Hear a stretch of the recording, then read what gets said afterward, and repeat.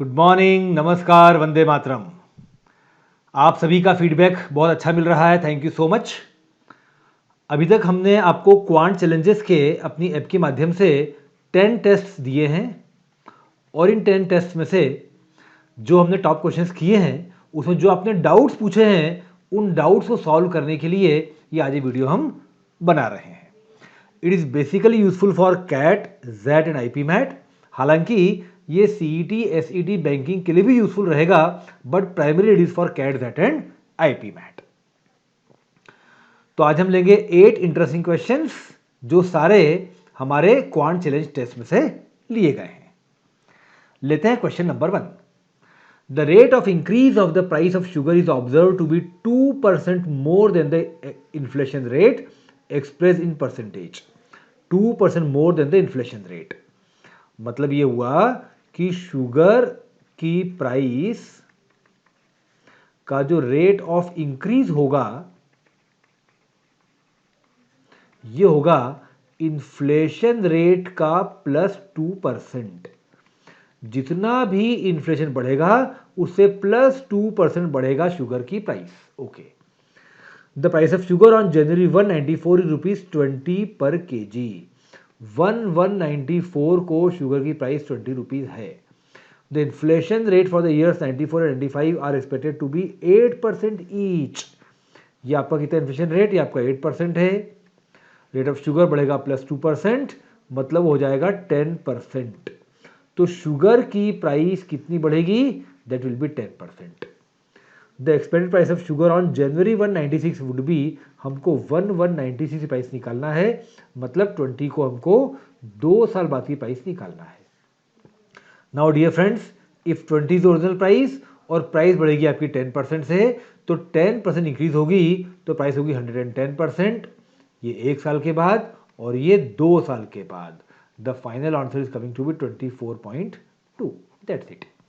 Inflation बढ़ रहा है 8%, शुगर की प्राइस +2% होगी, 10% बढ़ेगी। 94 की प्राइस दी, 96 की निकालना है, 2 साल बाद की निकालना है, 10% हर साल बढ़ेगी। When price goes up by 10% it becomes 110%। तो ये काम हम 2 बार करेंगे and final answer comes to be 24.2 rupees. Question number 2 देखते हैं।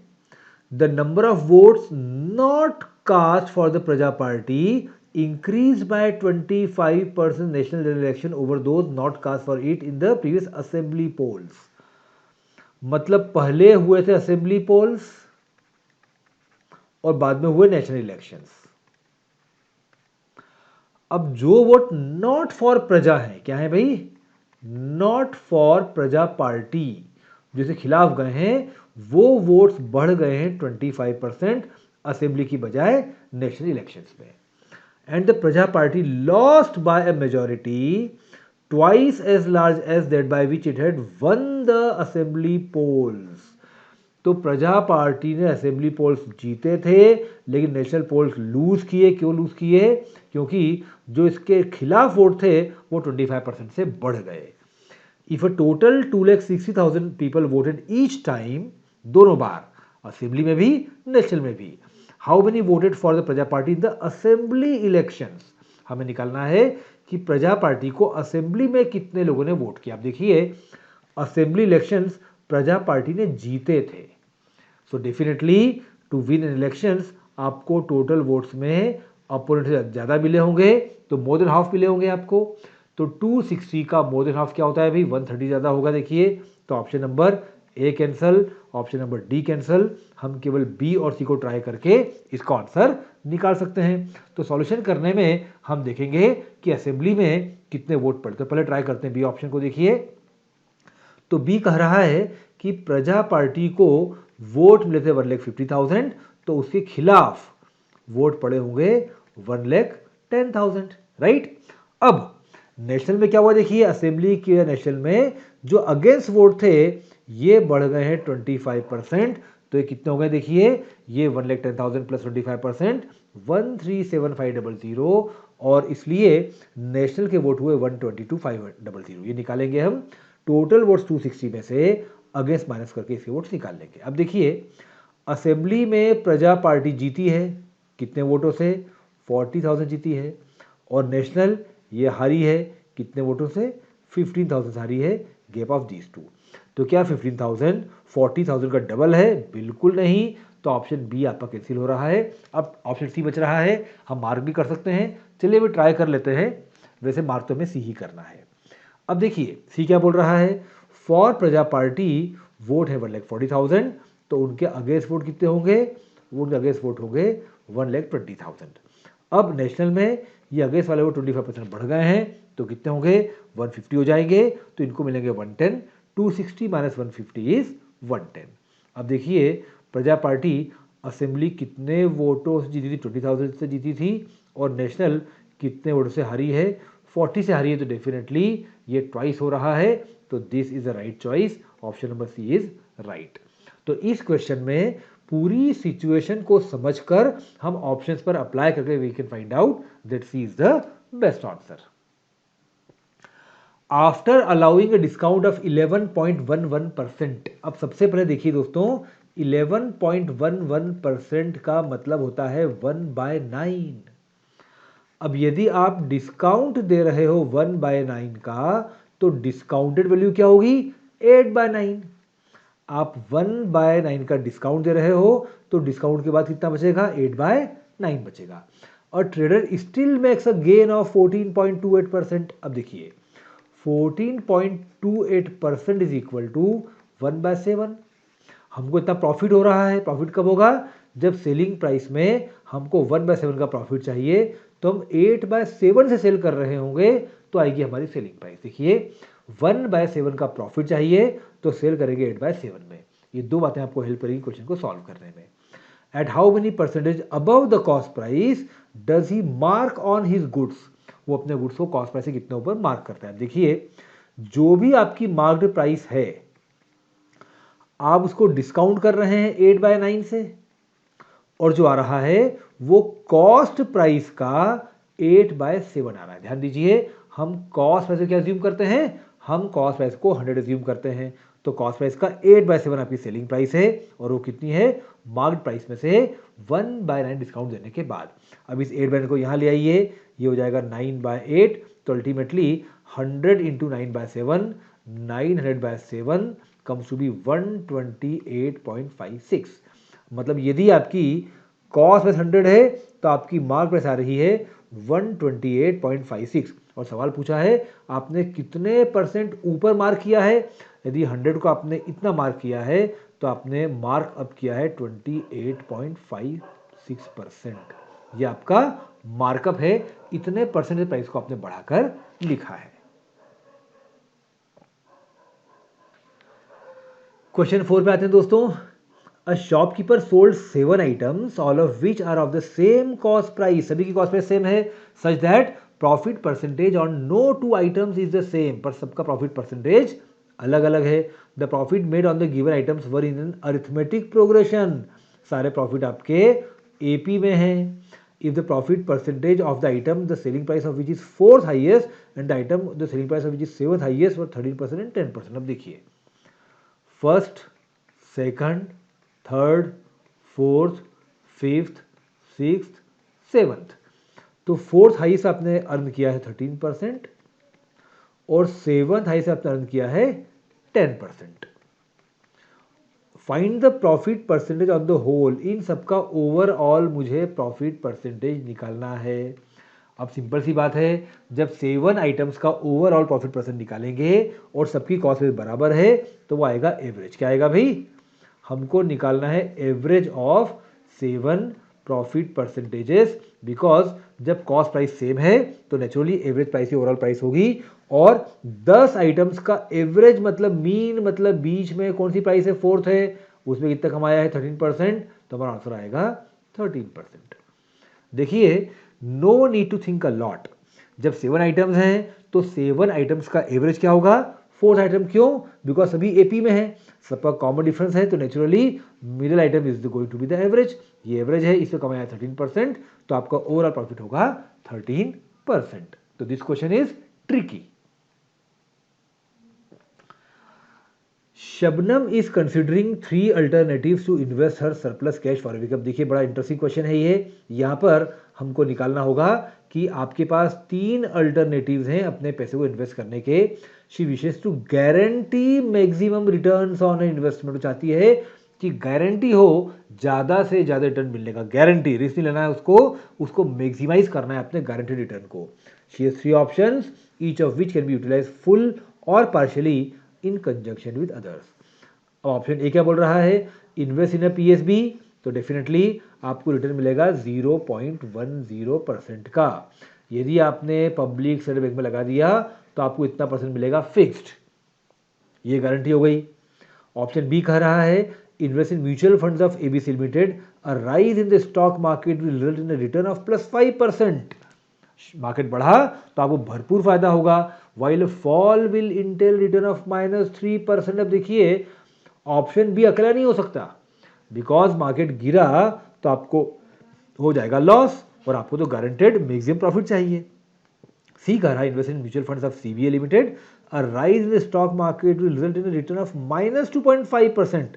मार्केट बढ़ेगा तो आपको लॉस होगा, while fall will Intel return of +2%। अब देखिए ये भी अकेला नहीं हो सकता, बिकॉज यहाँ मार्केट गिरेगा तो फायदा होगा पर आपको राइज में नुकसान होगा। आप समझिए एक बात को, ऑप्शन ए आपको डेफिनेट दे रहा है 0.1%। आपको देखना पड़ेगा क्या बी और सी को मिलाकर मैं 0.1% से ज़्यादा ला सकता हूं क्या। अब दोनों को मिलाना पड़ेगा आपको। समझिए यदि स्टॉक मार्केट में राइज होगा तो ऑप्शन बी आपको देगा +5, आपको सी देगा -2.5, तो नेट आप प्रॉफिट में रहेंगे। फॉल होगा तो आपको -3 मिलेगा बी में और सी में +2 मिलेगा, तो इसका कोई कॉम्बिनेशन बनाया जा सकता है जो आपको प्रॉफिट दे। तो चलिए सोचते हैं क्या कॉम्बिनेशन होता है, पहले देखते हैं क्वेश्चन क्या है। क्वेश्चन 5 कह रहा है the maximum guarantee return to Shabnam is 0.1, 0.15, 0.2, 0.2। अब देखिए जो ए ऑप्शन है वो एग्जैक्टली बराबर है ऑप्शन ए के, लेकिन बाकी 3 ऑप्शन ज्यादा हैं, तो हो सकता है कि बी और सी के ऑप्शन से कॉम्बिनेशन से हम बी सी या डी निकाल सकें। क्वेश्चन 6 बोल रहा है what strategy will maximize the guarantee return to Shabnam. अब ए कह रहा है 100% ऑप्शन ए, इसमें आपको 0.1% ही मिलेगा। यदि ये आंसर ए यहां पर आया तो यहां पर भी ए आएगा, बिकॉज दोनों आपको सेम आंसर दे रहे हैं। बी कह रहा है 36% option B and 64% in option C. अब इसको पहले हम ट्राई करते हैं। देखिए 36% option B and 64% in option C. अब देखिए हमारा ऑप्शन बी क्या कह रहा था, 5% बढ़ेगा हमारा। अब देखिए यदि मार्केट बढ़ता है तो 5 का आपको मिलेगा 36% और साथ में आपको -2.5 का भी मिलेगा 64%। कितना हो रहा है देखिए, ये हो रहा है 1.8, ये हो रहा है -1.6, तो आपको नेट मिल रहा है 0.2%। मतलब राइज के केस में ये ऑप्शन अच्छा है। अब देखते हैं फॉल वाले केस में क्या हुआ। देखिए फॉल के केस में हमको -3 मिलेगा पहले पर, मतलब हमको मिला -3 का 36% हमने लूज किया, और हमको फायदा होगा +2 का 64%। कितना होगा देखिए जरा, ये होगा 1.08, तो माइनस का है, और प्लस का है 1.28, तो ये भी होगा 0.2। बिल्कुल ठीक। देखिए जो हमारा सेकंड ऑप्शन है, यदि राइज होगा तो हमको 5 का 36% मिलेगा इन केस ऑफ राइज, और लॉस का हमको मिलेगा 3 का 64%। So this ultimately comes to be 1.8, ये 2.5 है, सॉरी, -2.5, तो 2.5 का हमको मिलेगा लॉस हमको हो रहा है, तो that ultimately comes to be how much, वो हमारा आ रहा है 1.6, माइनस होगा, नेट मिलेगा हमको 0.2।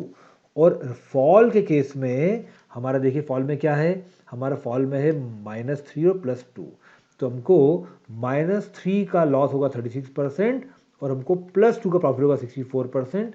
दिस कम्स टू बी -1.08 + 1.28, तो दोनों केसेस में +2% हो रहा है, तो definitely C1 can be achieved if you go for option number B.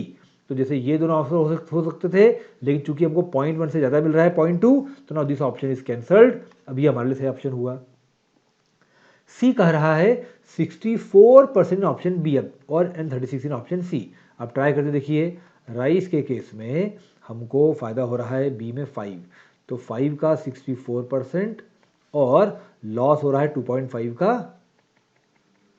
36%। तो ये कितना होगा देखिए, ये हमारा होगा 3.2 माइनस 0.9, हमको 2.3% का प्रॉफिट हो गया, जो ऑप्शन यहाँ पर है ही नहीं।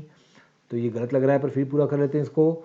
फॉल में लेंगे हम -3 का 64% और प्लस करेंगे 2 का 36%, तो ये हमारा होगा -1.92 प्लस होगा 0.72, तो हमको लॉस हो रहा है 1.2 का। हमको तो मैक्सिमाइज प्रॉफिट करना, लॉस की रिस्क अवॉइड करना है, तो definitely C is the answer and B is the answer. तो देखिए दोस्तों, इस क्वेश्चन को हमने पूरा समझा और फिर देखा कि जो क्वेश्चन दे रखे हैं उनके ऑप्शन से करने की अप्रोच बेहतर होगी। हम बिना ऑप्शन के, बिना एल्जेब्रा के ऑप्शन देखकर को सिंपल वे में कर सकते हैं। क्वेश्चन 7 पे आते हैं। Harshad bought shares of a company on a certain day and sold them the next day. While buying and selling, he had to pay to the broker 1% of the transaction value of the shares as brokerage. What was the profit earned by him per rupee spent on buying the shares? हमको profit निकालना है पर रूपी, एक प्रकार से हमको profit का परसेंटेज निकालना है। तो मतलब हमें प्रॉफिट का अमाउंट नहीं, केवल प्रॉफिट पर रूपी हमको परसेंटेज निकालना है। The sale price per share was 1.05 times higher than its purchase price. हम यदि परचेज कर रहे हैं 1 में, तो सेल कर रहे हैं 1.05 में, तो सेलिंग प्राइस हमारी हायर है, हमने निकाल लिया, तो डेफिनेटली इससे प्रॉफिट परसेंट निकालना पॉसिबल है। हम ब्रोकरेज दोनों बार एडजस्ट करके ए अकेले से प्रॉफिट निकाल सकते हैं। सेकंड कह रहा है the number of shares purchase was 100। अब नंबर ऑफ शेयर्स काम आएगा प्रॉफिट का रुपीज निकालने में, अमाउंट निकालने में, पर अमाउंट पूछा नहीं, इसे प्रॉफिट पर रूपी पूछा है। ए कब लगाना है, if the question can be answered by one of the statements alone but can not be answered by using the other statement alone. ये क्वेश्चन आपका हो गया डेटा सफिशिएंसी। इसमें हमको एक्चुअल आंसर नहीं निकालना, बस ये बताना है कि कौन सा ऑप्शन काफ़ी आंसर निकालने के लिए। देखिए, तो ए मुझे सही लग रहा है, क्योंकि question can be answered by one of the statements alone, पहला अकेला काफ़ी है, but can not be answered by using other statement alone, second अकेला काफ़ी नहीं है, तो डेफिनेटली ए हमको सही लग रहा है। बाकी पढ़ते हैं। If the question can be answered by using either statement alone, second अकेला काफ़ी नहीं है, तो दोनों अकेले अकेले नहीं होंगे, गलत हो गया। If the question can be answered by using both together but not alone, ये गलत हो गया, ए अकेला काफ़ी है। If the question can not be answered, गलत है, ए अकेला काफ़ी है, तो ऑप्शन आपका आएगा ए, बिकॉज फर्स्ट स्टेटमेंट अलोन आपको बता रहा है कि आपका रेशियो क्या है सीपी और एसपी का, और रेशियो दिया हो तो profit percentage can be calculated. हमें बस ये बताना है कि कौन से स्टेटमेंट के बेसिस पर इसे सॉल्व करना पॉसिबल है। क्वेश्चन 8 पे आते हैं दोस्तों। The value of each of a set of coin varies as a square of its diameter if its thickness remains constant and it varies as a thickness if the diameter remains constant. अब देखिए, value varies as diameter square, thickness constant हो तो, और diameter constant हो तो as the thickness, तो ultimately ये thickness into diameter square में वेरी कर रही है। डायमीटर कांस्टेंट है तो थिकनेस, थिकनेस कांस्टेंट डायमीटर। अब देखिए, इस सवाल को हम सॉल्व करते हैं यूजिंग प्लस फार्मूला। यहाँ लिखेंगे वैल्यू और यहाँ लिखेंगे टी इंटू डी का स्क्वायर, बिकॉज वैल्यू वेरी करती है थिकनेस इंटू डायमीटर स्क्वायर है। अब देखिए, if the diameter of the two coins and the ratio 4:3, हमें डी स्क्वायर लिखना है, तो यहाँ पे आएगा 4 स्क्वायर 16, यहाँ पे आएगा 3 का square 9। What should the ratio of their thickness if the value of the first is 4 times that of the second. Value यहाँ 4 है, यहाँ 1 है, तो बताइए थिकनेस का रेशियो क्या होगा। थिकनेस 1, थिकनेस 2 कितनी होगी, आपको निकालना है। Value varies as thickness into D square, तो कैंसिल द नेबर्स। अब देखिए दोस्तों, क्या आ गया, ये आ गया 4 into T1 is equal to 9 into T2। T2 को यहाँ ले आइए, तो क्या हो जाएगा T1 अपॉन T2, और 9 के अपॉन में 4 को ले आइए, तो T1 इज टू T2 का रेशियो आ रहा है 9 इज टू 4, तो थिकनेस का रेशियो आपका आ गया 9:4. So dear friends, solve all these questions 2 times. Like the video, subscribe the channel, hit the bell icon to get all such videos. और यदि कोई कोर्स करना हो तो एंड्रॉइड प्ले स्टोर से ऐप डाउनलोड कर लीजिए. Keep on studying, keep on enjoying. All the best.